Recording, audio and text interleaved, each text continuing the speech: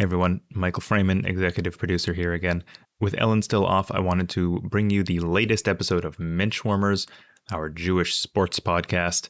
It's a really fun one. They talk about all the anti-Semitism and anti-Zionism happening at the FIFA World Cup right now. Max Homa is making a big comeback on the golf greens, and there's a new rising Jewish star in the baseball world. So hope you enjoy it. Ellen will be back next week. Menschwarmers. Yeah, we used to be them bench warmers. But now you looking at the starting line. Swing, slap, shot, goal or bucket. Gabe and Jamie gonna talk about it, and you love it. It's the Menschwarmers. Yeah, we used to. Hey everybody, welcome to Menschwarmers. You just heard our new entrance music. Thank you to Kosha Dillz. Wow. Yeah, Kosha Dillz. Cool. Wow, thank you. That's feels like we're sort of turning over a new page of the Megillah here, or opening a new Megillah. I think it's been like 7 years with the old music. Well, thanks again to Kobe, who provided our previous tunes, and welcome to the Menschwarmers family, Kosha Dillz. Maybe we'll have him on one day and discuss what his favorite pickle in New York City is. Good point. I bet it's a kosher dill, or maybe a half sour. Maybe it goes off menu. I'm a hot new guy. Sure. Thanks everybody for joining us. We're the Menschwarmers. I'm Jamie. This is my co-host Gabe. Gabe, how you doing today? Keeping cool? I'm keeping cool. The heat wave is sort of broken where we are in Toronto. I know it's, everybody's schwitzing like crazy all over North America and Europe, I guess all over the world. And I guess, and if it's any sort of cold comfort, pun intended, we only have this to look forward to every summer for the rest of our lives. Sure. And that is the way it's going to be. Worse. Maybe getting worse. Who knows? Probably we will all need an increasing amount of hydration breaks of our own, as they have been taking at FIFA. And why don't we talk a little FIFA, Gabe? I mean, I know that we sort of introed it last episode and the Jewish angles on things, and not a ton. Matt Turner and the U.S. men's team. There's been a few more Jewish angles since then, that's for sure. Yeah, so like the actual Jewish elements are pretty limited, like Matt Turner of the U.S. men's team didn't get into any games, I don't believe. U.S. men's team was summarily dismissed by the first Western European team they played. There's the Andres Cantor continuing to do the calls in Spanish. A living legend, and we've got sort of a story we want to quickly bring up that many people I think don't know about. I didn't know about it till we got a tip recently.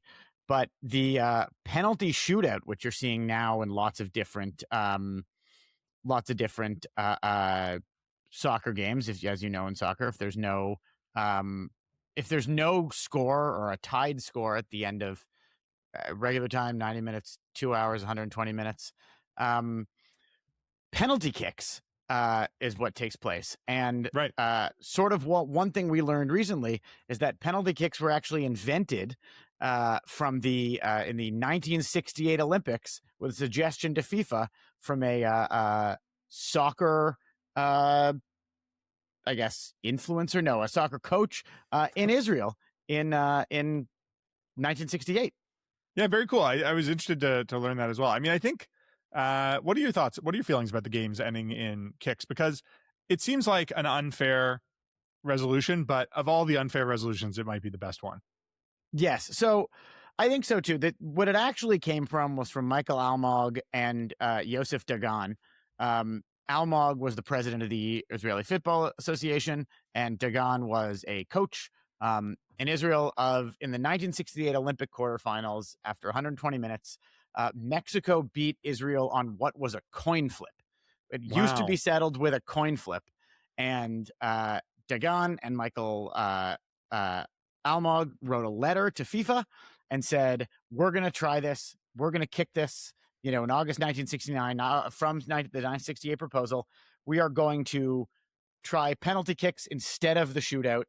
In 1970, they accepted it, but it's actually something important to know that even in the acceptancy in 1970, FIFA said they are, quote, not entirely satisfied with the solution yet. Nevertheless. It's persisted for 56 years since. For many, many, many years. And 1970 is sort of when it first really happened after the 1968 Olympics. Well, it's a tough situation, but I mean, it's been around since that time. I don't know exactly when, but that FIFA moved to sort of like traditional playoff bracket type system, like a tournament type system, because they used to just have like a final group and everyone would play each other. So there wasn't a need to resolve every game as something other than a tie. But like, flipping a coin is completely fair, right? It's 50-50. It's 50-50. It just doesn't feel like a fair outcome that benefits the winner of the game. So very cool to see. Now, despite the fact that, no one is blaming Israelis for the outcome in penalty kicks. If your guys miss the net or, we might be opening, if the wrong, I don't know, dare I say it, Egyptian soccer influencer, we'll get more onto that later, finds out that penalty kicks are an Israeli invention, might not go so well for the people. But people are blaming Israel and Jews for outcomes in games that we and Israelis have nothing to do with whatsoever. I mean, most notably, I would say this has come up in the Argentina-Egypt game yesterday. I would say mainly from Egypt supporters and people even of the Egyptian ilk. coach. So there is who for the story and multiple things that we have seen online now. One, there's the officiating of that game was controversial, I think, to say the least. So let's give goal taken back. There's a little example is that there were 2 goals, one for Egypt, one for Argentina. The Egyptian goal was called back because there was a foul earlier in the play. The Argentina game had a similar incident, but it was not called back for a foul in a very similar play. The referee was a French man named Francois Letessier. This comes important later. He's a elite referee. He's, been a successful referee. He is a trained lawyer. He is a tenancy lawyer, which I think is very funny. This is a hobby, as you know. Most referees have day jobs. But he sort of got some controversy in that people are saying the game was rigged, and the manager harshly criticized Letessier, claiming it displayed favoritism towards Argentina. To make it worse, what are people saying about Francois, Jamie? Well, someone, I guess, vandalized his Wikipedia page yesterday. And, it's sort of funny. Like, for most people who are not, of note enough to have a Wikipedia page, but not significantly, not significant public figures, if you look in their history of their Wikipedia page, you'll see like 1 or 2 edits a year. It might be something small. They get written up in some article. But like, if you look at Francois Letessier's Wikipedia page from yesterday, there were like dozens and dozens of edits all at once. And somebody vandalized his Wikipedia page to say he was born into an Orthodox Jewish family. His grandfather fled Nazi persecution in the 1940s and fought along the French Free Forces led by Charles de Gaulle. I don't know if that part's true. Based on his name, it would seem odd if he was not, if it was paternal side of the family, at least, was not French or perhaps Belgian. But there's no evidence we have whatsoever to suggest that he is actually Jewish. Or Zionist, or has any connection or any thoughts on anything. I mean, he's a referee. He's paid to ref soccer. And exactly. And to make it even worse, and I know there's lots of problems in here, people are saying that he's a Zionist, which you don't know anything about him. There's one reason we think this is that there were some Argentinian fans waving Israeli flags, and the Egyptian team... There was at least one Israeli fan, Argentine, waving an Israeli flag at the Egyptian coach, and he seemed to have take umbrage at that. Take umbrage to it, as he has been waving a Palestinian flag throughout the last few weeks. To make it worse, Grok, there's a bunch of tweets of Grok, quote unquote, confirming that Francois Letessier was born into an Orthodox Jewish family, which is a problem because we are the experts on this, and we do not believe it is true. I mean, it wouldn't take that much. It wouldn't take that much. It wouldn't take that much fact checking just to say his name is Francois Letessier. He's from Brittany, where, I mean, maybe there's a synagogue in Rennes, but I don't know. There's not a lot of Jews in that part of France. And, there's no other evidence. There's no confirming evidence to say that that has anything to do with anything. Notwithstanding the fact that there's no reason to believe, I wouldn't think there's any reason to believe that the religion of a referee is going to influence the way they referee. Especially if they're well regarded and otherwise, thought of as being an impartial observer. That's sort of the whole goal. And this sort of, this is sort of the thing about, a lie can go around the world before the truth is finished putting its pants on. The Grok confirmation, the tweet that alleges, this guy's a Zionist. That's why he rooted against, or that's why he conspired against Egypt. that has like 7,000 likes, got 2,000 retweets right now. Obviously, there's no rebuttal to this that has any sort of staying power, or that has any. No one's apologizing for this and saying, "Oh, I guess Wikipedia is not a valid source," when it's been edited a million times and taken off and not properly cited in the first place.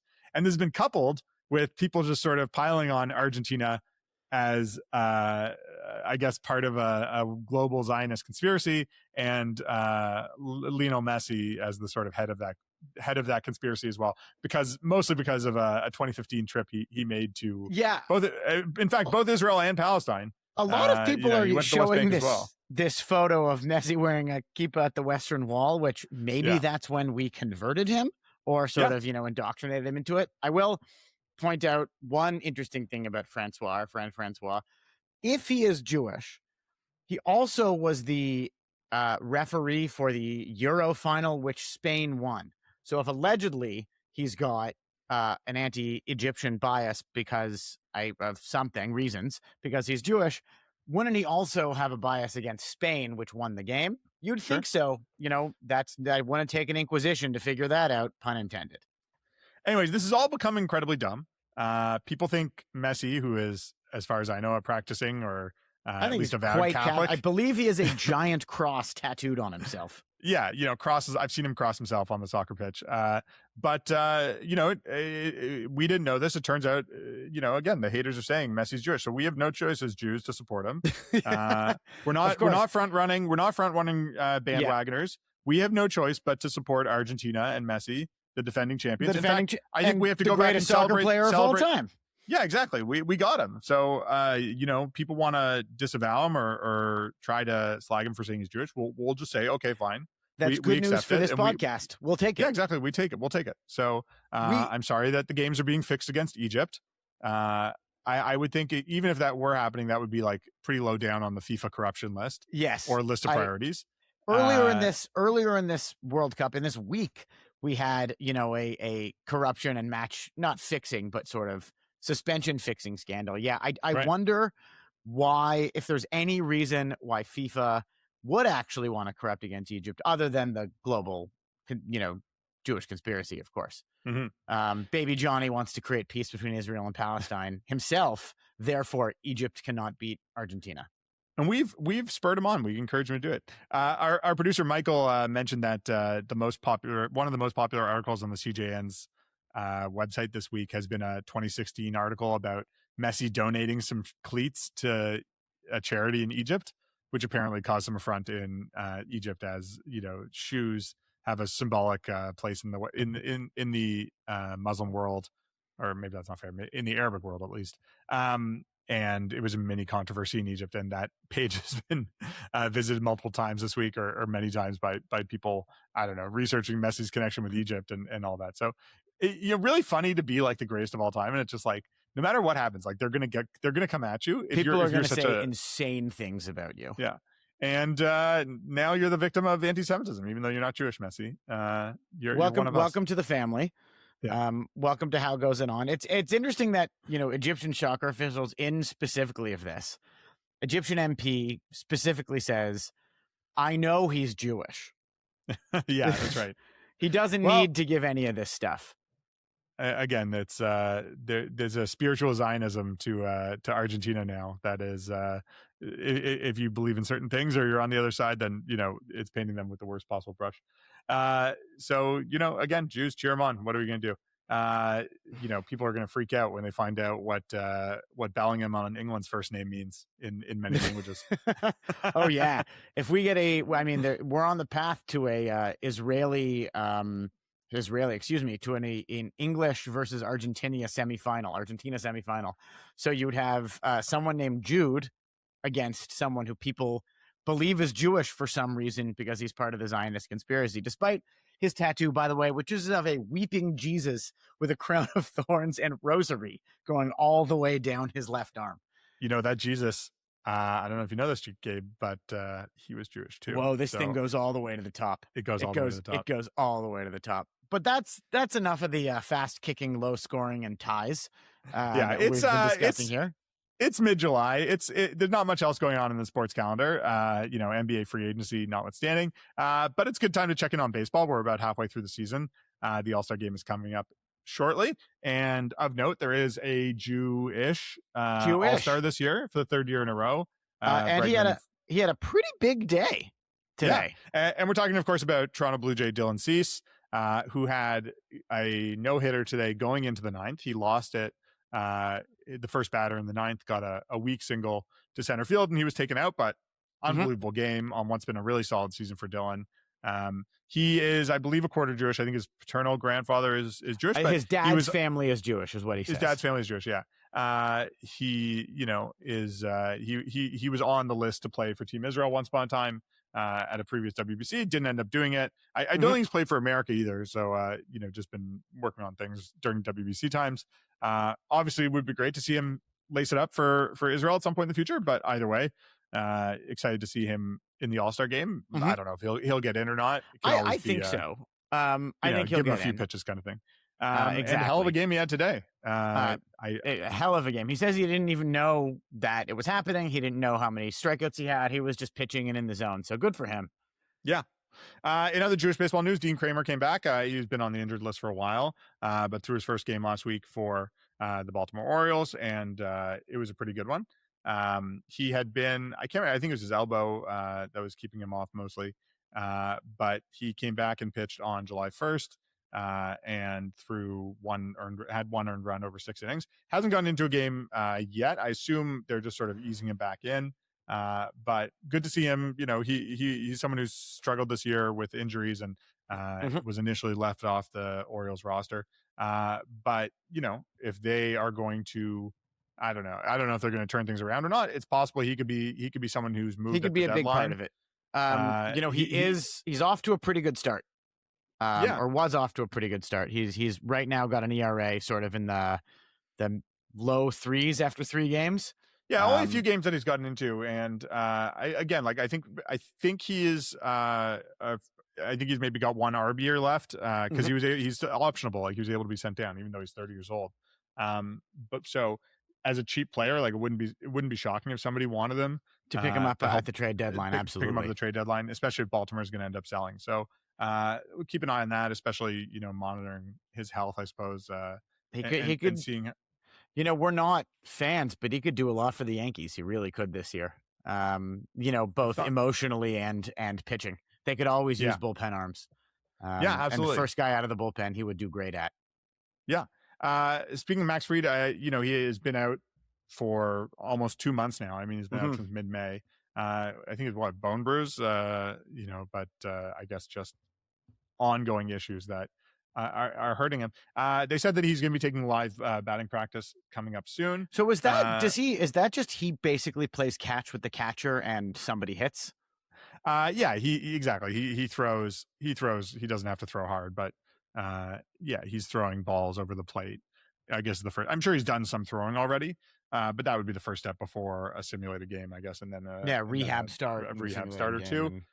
So I don't know, there's no timeline yet. I think it's probably end of July, probably at the earliest. But I mean, this might be the strategy now. The Dodgers did this last year, where it's just like, don't tax your pitchers too much during the year, still field a competitive team, and then have guys ready to go, sort of peaking in September and October and be at their height. So the Yankees are looking to be a playoff team this year. Certainly, they've had some struggles recently, but it seems likely they'll be a wild card team at best. And Max Fried is, a guy you could set out there and say, "Go win us a game," and he can't. So absolutely, looking forward to seeing Max back. Obviously, not an all-star year for him, given the injuries, but again, he can compete at an all-star level as soon as he is healthy. I think they're not going to rush him back, but he's going to be solid.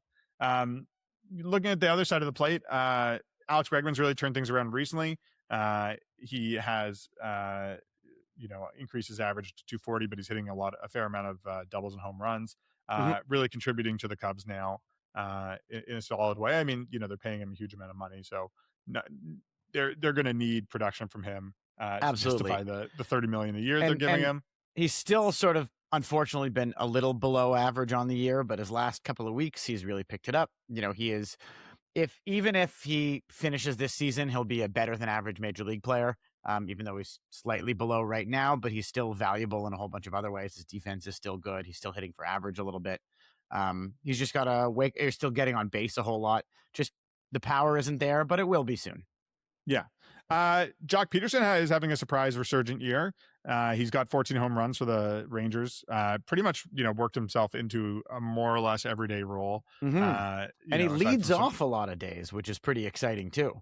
Yeah, and mostly DHing. He's 34 years old now, moving towards the end of his career. I don't think he's been in the field much this year, but can still play first base, play right field if necessary. But as a primary DH, you want someone who's got some slug, who can get on base, which is really critical. And he's doing that. He's got a 333 OBP. Which again, one of every 3 times he's getting on base, and sometimes he's doing some real damage with the bat, is really huge. So, I love seeing guys who are quintessentially like solid major leaguers have long careers. It seems because they're glue guys. Jock Peterson, I think, has really been an example of that. Well, speaking of which, and probably someone who's going to get there, he is unfortunately currently on the DL, but Spencer Horwitz was having a really terrific season. OPS of 850, 10 home runs, getting on base 38% of the time, hitting really, really, really well. But for about 2 weeks now, he's been on the IL. He's putting together a good career. He's still only 28. He's had 4 good years in the major league, turned into a really nice player. Yeah. And was off to a great year, having some really spectacular bat flips lately with a lot of leadoff home run hitters too. But now, unfortunately, he's on the IL. But speaking of resurgence, similar back from Jock Peterson, since he got called up from the minors earlier this season, Zach Geloff has had a really terrific first 65 games of the year. Yeah, absolutely. We didn't since we last spoke. He had a 24-game hit streak, which was a hell of a thing to do. Unfortunately, it ended I think at the end of June because he got injured. Which is really a shame. Like, he had 1 at bat. I think he got injured on that first at bat, and he came back and has a hit in all 3 games he's been back since. Right, which is pretty remarkable. He did strike out 4 times. That is still a problem he has. That said, he's getting on base 33% of the time. He's got an OPS of 820. He's got 2 wins. He's been with 2 WAR in only 60 games, which is pretty. That's really just all-star level. That's good. And really stuff. Just a freak injury, because his hand got stepped on right when he was fielding. So crazy thing to happen. One other guy I want to mention before we go. This is not someone we've talked about before. He is a rookie. He is playing for the Rockies. His name is Cole Carrigg. I believe his dad's side of the family is Jewish. I know he played for Team Israel in the WBC this year. He was called up, I think, towards the end of May. He's only gotten to 26 games so far. Boy, is he hitting. Boy, is he hitting. He's hitting 318, which, okay, it's Colorado, and that leads to some inflation. But he had a walk-off against the Dodgers the other day. He has hit a bunch of home runs. He's got 3 triples already, which, again, it's Coors Field, and that means you get to hit triples sometimes. But he's hitting. He's definitely hitting. So really, really is. And even if you right now, he was in Double-A. I think he started last season, 2025, at Double-A, and has worked his way up really, really quickly over the last 2 years. Started the season at Triple-A and came up after 50 games because he was hitting 340. So they really couldn't keep him down. He's only 24. He got drafted 3 years ago. He's got a chance, man. This kid so far, he looks terrific. And I think from what I've seen, he can play a pretty decent center field. I don't know if he sticks there forever, but being able to provide power from a corner outfield position means you can play baseball for a long time. So really excited to see more from him. It's too bad they don't do like a rookie game as part of the All-Star game. I think that would be a lot of fun. I think that would be really good. I also think, he's a Cape Cod League. He's a Yarmouth Dennis alumni, similar, right, as is, friend of the podcast. I believe he used to be a YD coach, Nate Fish. So maybe they know each other through that too. But I think we need to have, post year, or like several years from now, Cape Cod League's, 05 All-Star team and so on and so forth. Like, 2022, there's a few major leaguers. He played on a team with Chase Meadroff and Braden Montgomery, both of whom are in the majors for the White Sox this year. Right. So it's and rookies for the White Sox this year. So it's entirely possible that, those teams or I should say, Meadroff was a rookie last year, but he comes from a good pedigree and has played on a lot of great teams in his career. He could be really good. Yeah, it's always hard to tell with guys on the Rockies because it's just like the park effect is so significant. Like, I guess looking at their like road numbers is probably the best way to do it and like see what their true numbers would be. But the whatever the WAR stats type stats that sort of league adjust wins weighted runs created plus and stuff like that do adjust for ballpark and stuff like that. And we can see that and he's really contributing for things. Absolutely. Unfortunately, what does seem to be and may well be forever a bad Rockies team. So I mean, it's sort of sad. It doesn't have to be this way, Colorado. You can be a good team. You just have to, I don't know, convince pitchers to come. Just only draft pitchers for like 5 years and you'd get some decent ones. Moving on from baseball, Gabe, I wanted to give a shout out to a really solid finish from Max Homa at the John Deere Classic the other day. It's been a while. It's his best finish in 3 seasons, I think. Yeah, well, since he last won, I mean, obviously second is as good as you can do before aside from winning. Tied second, 1 stroke back is the best you can do, and that's what he had. So without winning, the best you could do without winning, the best you can do without winning. No one lost ahead of him. No one lost ahead of him, exactly. No one even tied for losing as well as he did. And it's been a while, and it's been a rocky road back. He did have a third place finish, I think, at some point last year or maybe 2 years ago. But it's been a few misses and things like that. He had a decent run at the Canadian Open and looked like he might challenge for a bit. Ended up finished 20th, but solo second, 1 stroke back, moved up to 73rd in the world. Just has to have a few more good showings to make the FedEx Cup playoffs and have a decent chance of securing a spot in all the majors and all of the signature events for next year. Although I guess it's different because the 2-tier structure of the I refuse to pay attention to this until they finalize everything. Depends how he does in the playoffs this year to see what I guess there's 2 years until we find out exactly which one he'll be in, but TBD to find out, right? Max is I think he's qualified for the Open Championship now. It is actually his performance at the John Deere that got him into the Open Championship. Oh wow, his world ranking was enough that he got his invite. Well, that's great. Daniel Berger's playing, Max Grazerman's playing. One other guy whose name I saw, Lev Grinberg. He's an 18-year-old amateur. He is originally from Ukraine and now plays in France. I don't know if he's Jewish, but his name is Lev Grinberg. And he also it would be sort of shocking if he was not. Yeah, we don't do a lot of phrenology here. His Instagram is Levski10. And he did, Levski is a big one. He has his own website. So, we don't know, but that would be pretty cool if we have a new Jewish golf teen coming up. Looks like he's going to Arkansas to play, and he's playing as an amateur right now. I don't know much about him, but keep him on your periphery, and who knows, maybe he'll make a run at the Open. Little Levski, maybe Levski will. Only 18 years old, so again, this is real. This could be it could be 10 years before he's playing on the PGA Tour, but who knows? He qualified for the Open Championship, I assume by virtue of some success at a lower level amateur. Exactly. Or maybe at one of the qualifying, but good for him. And we'll find out. We'll find out if he's Jewish. We'll get back to you and we'll know. Lev Grinberg. Yeah, the name. You gotta assume that's Jewish. Before we go, wanted to say a fond farewell, I suppose, to Larry Tannenbaum, who he's not dead. Don't worry, he's not dead. Larry is not dead. He is, hale and hearty as far as we know. But his company, Kilmer Group, sold its stake in Maple Leaf Sports and Entertainment to Rogers. He had been sort of instrumental especially in bringing the Raptors to Toronto. He had been the governor, he had been part of the NBA's governing board.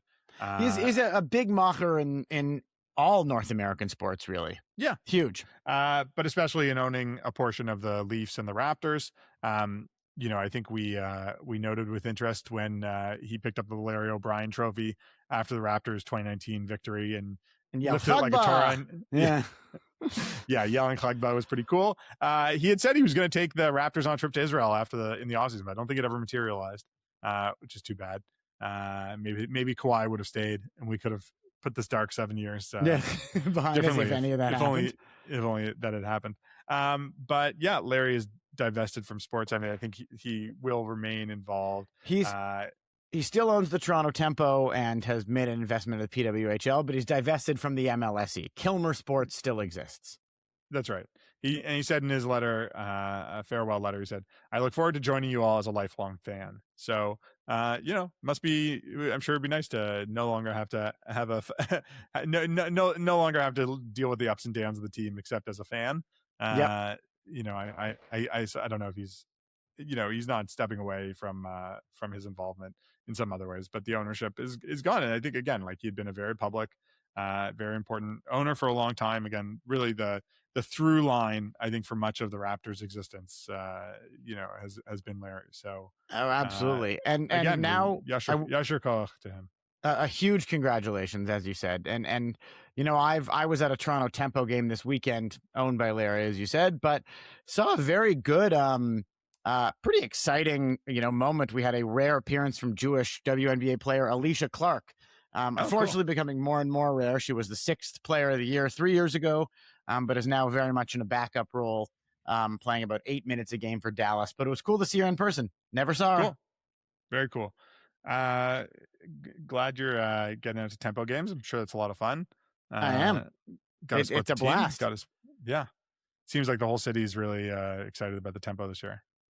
You know what it is? It's always fun to go with something in the first year. They got truly, crunched in the game we went to, but it was still really cool and fun to see, and be part of when the fans were really excited about the team. We're still in the honeymoon phase, and I think we'll continue to be at least until next year. That's how I felt being a Golden Knights fan the first year in existence, making the Stanley Cup Finals. And they're still around 500. Like, they might make it. They really could. The Tempo. Yeah, the Tempo. They're doing pretty good, and you never know. You really never know. That's great. They're playing great. As long as they're not rushing or dragging. No, they're not. That's my Tempo. They do have a chance to make the playoffs, which would be exciting to see. No Jewish players that we know of on the Tempo. But maybe if they win, we might get some new players. You might get a Toby Fournier in a year or two getting drafted onto the Tempo. Okay. That's it for us this week. Before we go, we wanted to give a shout out to everyone in Israel competing in the Maccabi Games. Canada was not able to send a delegation this time around. I think our coverage of it has probably declined a little bit because of that. But good luck to everyone who's out there. I've been seeing some great content online from people who are participating in the golf and some of the other sports. So we wish everyone well, of course, and have a safe and productive games out there. As always, we're brought to you by the Canadian Jewish News. You can find our podcasts, articles, everything else on the Canadian Jewish News website, thecjn.ca. We're produced by Michael Fraiman. Please like and subscribe to the podcast wherever you get it. And, tell your nieces and nephews about us. We're covering every sport, every angle.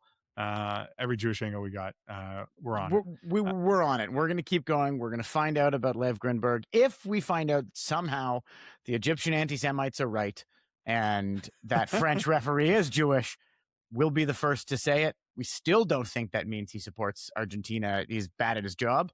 But we will find out for you. And follow us on Twitter at Menschwarmers for pithy Jewish sports content and occasional home run highlight when Jock Peterson's around. Thanks for listening. We'll be back with you. We'll be back with you soon. Menschwarmers. Come on. Menschwarmers. Say it with me. It's the Menschwarmers. Get your pickles.